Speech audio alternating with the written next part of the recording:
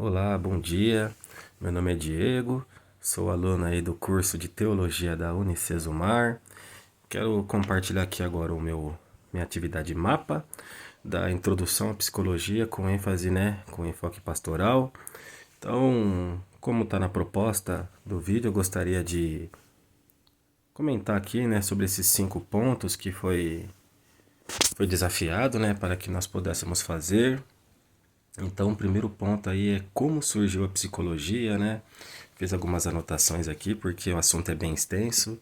Então, a psicologia, ao meu ver, é assim, O ser humano ele é dotado de curiosidade, independente da situação, do tempo, espaço que ele vive, da classe social, da sua geografia, da sua história. Ele sempre teve uma ânsia, por saber quem ele é, de onde ele veio, talvez até mesmo para onde ele vai. Se não tem essa preocupação, deveria ter, Para onde nós iremos?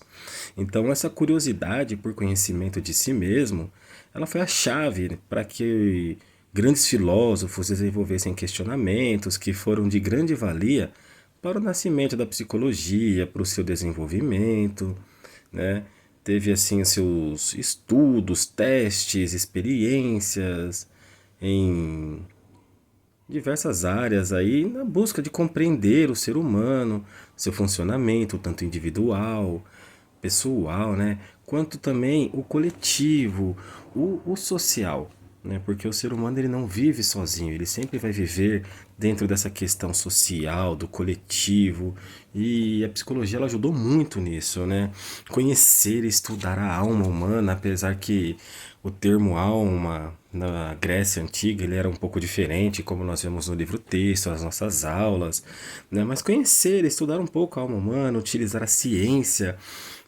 Pode parecer uma coisa assim bem surreal a princípio, mas quando começamos a entender as implicações que trazem, no dia a dia, soluções para cada quadro clínico do ser humano, os problemas que são importantes aí, né?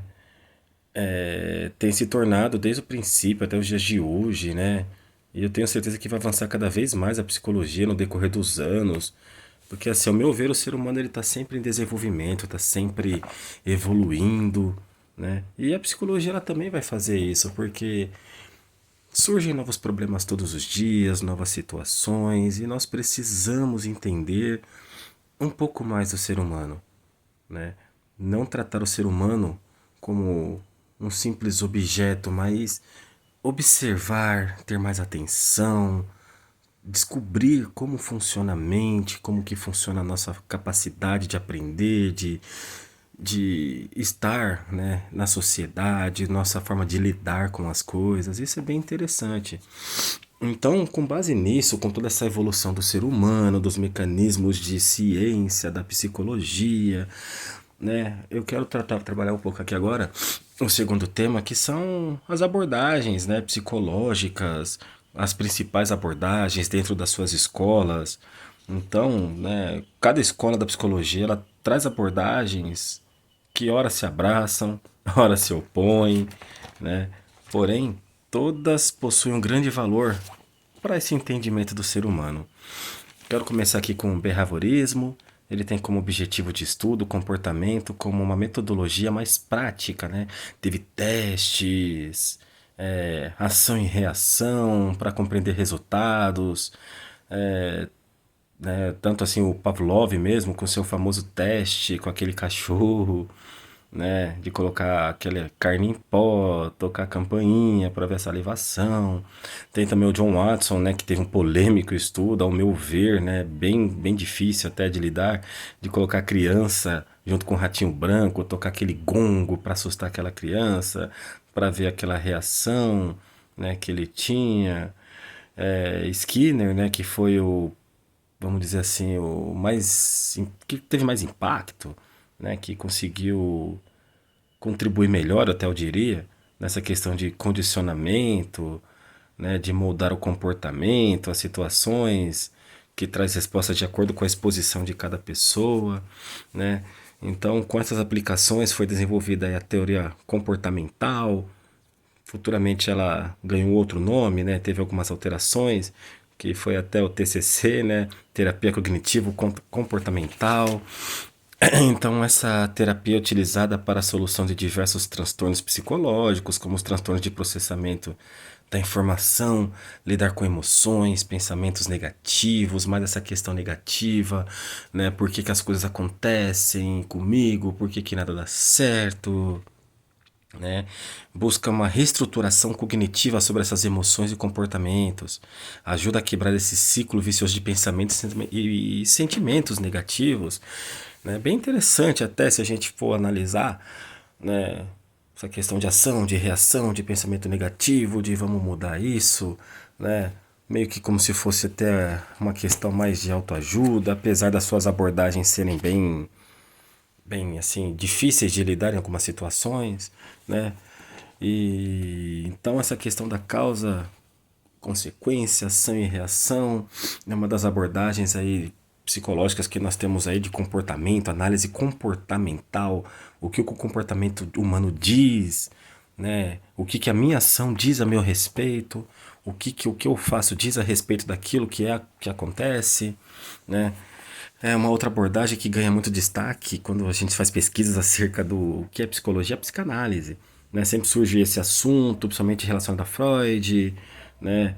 Mesmo que por muitas vezes ele aceito e outras vezes ele é mal visto por essa questão da sexualidade infantil, né? Do complexo de Édipo, né? Que pode sim ter uma relação, pode ser que não, né? Muitos podem aceitar, outros não, né? Mas ele sempre busca essas respostas através do inconsciente, através da hipnose. Vamos buscar mais a fundo lá aquilo que ficou preso dentro da nossa alma, aquilo que a gente não consegue colocar, nossas evidências. Então ele vai muito trabalhar sobre isso, né? Para tentar buscar o resultado para essa patologia que foi apresentada. Algo muito interessante, assim, que é algo que mais me chamou a atenção, na verdade, que é a Gestalt, né?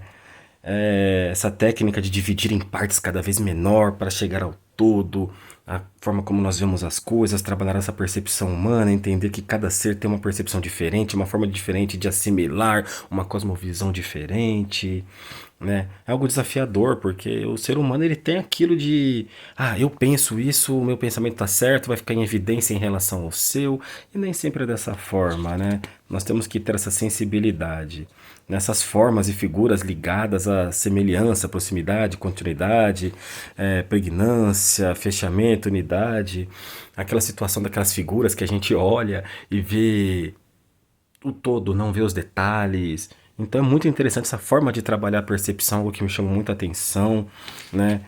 É a questão também do humanismo, que traz o ser humano como protagonista de si mesmo, as suas motivações, as necessidades, realizações, né? Respondendo à questão 3, nós temos aí um conceito que eu achei mais interessante, justamente ligado à Gestalt, né? Ficou em evidência, que é a parte da percepção humana, como que o ser humano enxerga, como que ele vê o mundo, como que eu posso entender o funcionamento da minha mente, né? Começar a olhar o mínimo, as partículas, para poder chegar àquele todo, ter a sensibilidade de respeitar a limitação de cada um, para ajudar nessa resolução dos problemas, né? Como funciona, a forma de cada um enxergar. Eu vejo um problema de uma forma, você pode ver de outra, e então dessa forma surgem diferenças, surgem, né, questionamentos, mas nós temos que entender que cada um vai enxergar de uma forma, cada um vai entender de uma forma, essa percepção é bem interessante.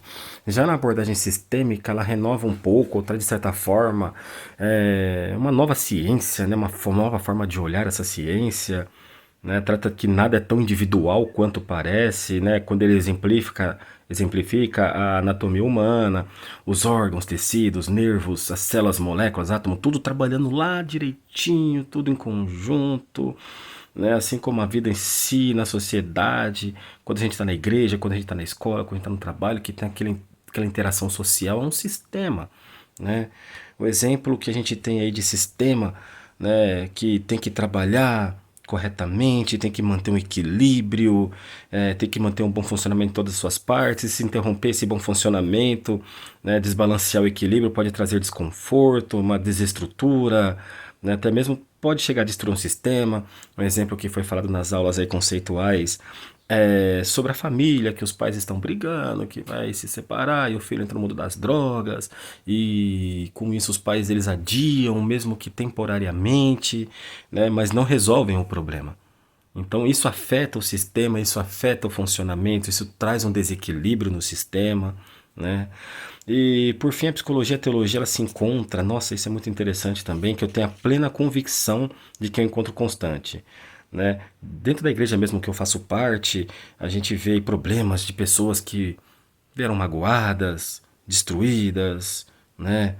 E a gente só chega assim às vezes e fala: olha, Jesus te ama, e não é bem dessa forma, né? Nós temos que estar preparados aí também para cuidar da vida, tanto espiritual como da vida emocional dessas pessoas, entender esses problemas, tratar desses problemas, dessas feridas psicológicas, emocionais, né, que eles têm enfrentado.